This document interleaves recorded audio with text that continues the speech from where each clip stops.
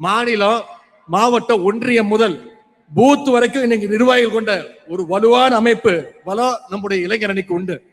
அதே மாதிரி கழக தலைவர் அவர்கள் சொல்ற எந்த விஷயத்தையும் உடனடியா களத்துல இறங்கி செஞ்சு முடிக்கிற சாமர்த்தியமும் நம்முடைய இளைஞரணிக்கு உண்டு. உதாரணத்துக்கு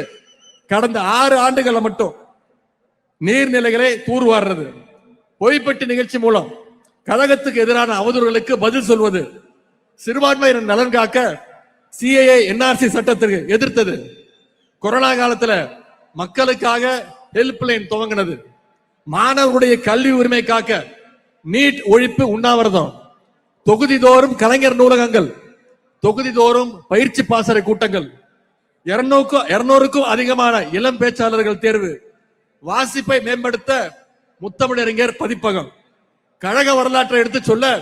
முரசொலியில பாசறை பக்கம், கொள்கை உணர்வு ஊட்ட அறிவு திருவிழா, இப்படி கழக பணி, மக்கள் பணின்னு பல்வேறு முன்னெடுப்புகளை நம்முடைய இளைஞரணி செஞ்சு இன்னைக்கு தமிழ்நாட்டு மக்களுக்கு ஒரு பாதுகாப்பாக இருப்பது நம்முடைய இளைஞரணி.